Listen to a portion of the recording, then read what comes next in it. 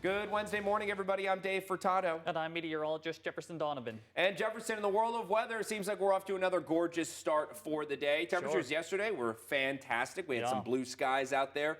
What can we expect today? It seems like we're kind of a little past some of those rain systems. Well, yes, but there is some more rain possibility overnight tonight into tomorrow morning. Today, though, is just going to be sunny and very warm. We're going to see summer-like temperatures on this Wednesday, highs into the 90s for virtually everybody. And if you're not in the 90s, you are going to be very close to it. In the Tri-Cities this morning, we are waking up to a beautiful sunrise. You might be able to discern some of those orange hues off on the horizon. And in Yakima, we are also waking up to a very nice sunrise. Again, clear skies for absolutely everyone right now, and we are going to stay nice and clear as we go throughout this Wednesday. Taking a look at our weather headlines today and going forward, it is going to be a sunny and hot one for this hump day. As we do go into your overnight hours tonight through tomorrow morning, some isolated showers and thunderstorms will be possible, primarily for the Yakima and Kittitas valleys out to the Cascade Mountains. And then just farther down the line, we are going to go through some pretty big temperature swings. We'll talk about all three of these weather headlines coming up.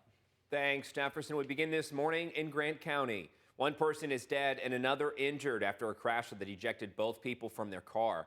It happened just before 4 this morning on State Route 243. State troopers say the car drifted off the right side of the road, and when the driver overcorrected, the car rolled, tossing both the driver and passenger. The driver, 52-year-old Sergio Corrales of Mattawa, was killed in the crash. 53-year-old Sonia Corrales was taken to the hospital. Her condition is unknown. Neither were wearing a seatbelt. A family is mourning the death of a Kennewick man after he was killed Friday morning while working at a Richland construction site. According to the Benton County coroner, 21-year-old John Palomino was pronounced dead at the scene near Epic Street and Morenci Drive when he was run over by a front-end loader. Richland police say no one else was near the piece of equipment at the time. The Department of Labor and Industries has been notified of the accident and is investigating.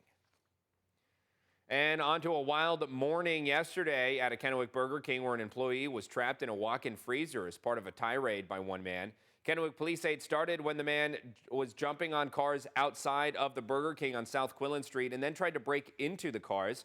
Police say he then smashed a window to get inside the Burger King, where he ran to the kitchen and somehow locked an employee in the walk-in. Officers say the man was trying to tear apart the fan unit above the freezer door when they arrived, and they had to tase him because he wasn't complying with officers. He now faces at least 9 different charges, including felony malicious mischief. And Yakima city leaders are trying to put an end to illegal sexual activity at massage businesses. Council members have now approved new regulations for these businesses. Over the past few months, the Yakima Police Department's Special Assault Unit identified several massage parlors in the city that they believe have been offering sexual services in exchange for money. Last month, an undercover operation was conducted at 9 of those identified businesses, which resulted in 8 arrests for an offer and agreement of sexual services. We believe this operation highlights how big the problem actually is and the necessity for additional tools to help.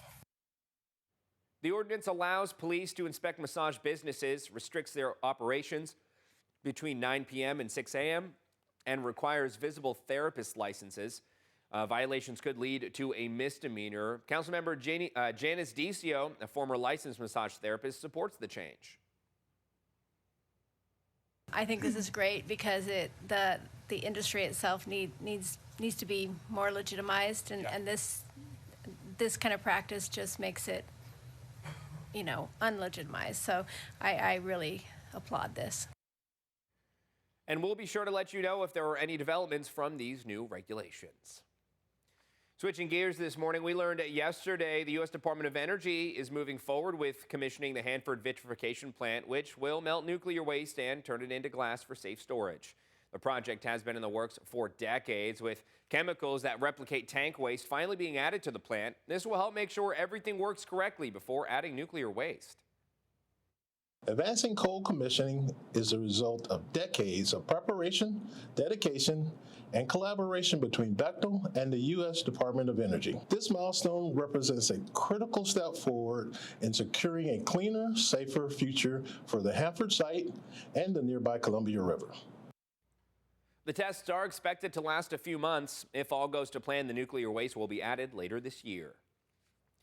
And there are some new developments in the works at the Yakima Airport, but also some budget hurdles airport leaders are currently dealing with. Work begins tomorrow for a new roof and HVAC system. During construction, though, lane closures near the terminal entrance will impact drop-offs, and a temporary air conditioning unit will be installed to maintain comfort inside the building. Council members have approved an application to apply for a $1 million grant to help with improvements, but Airport Director Rob Hodgman says funding being diverted away from the airport has them looking in a different direction. Unfortunately, all of the aviation sustainable projects that were programmed by WashDOT Aviation were not funded. That funding was diverted to a different project. So that does change the financial dynamics of the solar canopy project. I'm working extensively with Gary to really sharpen our pencil and see if it's viable. We're trying to find a way forward. Okay. I think we have a way forward, but we have a little bit more work to do. The roof and HVAC work is expected to wrap up by the end of October. If Yakima gets the grant money, it would support upgrades to the baggage claim area, restrooms, a new family room, and an overflow parking lot. Hodgman says work on these projects is scheduled for later this summer. And speaking of summer, Jefferson, let's talk weather here. We're seeing those temperatures back up into the 90s. It's starting to feel a little bit like summer yet again. I know we had about a week of those really, really hot temperatures before that cool down in between here.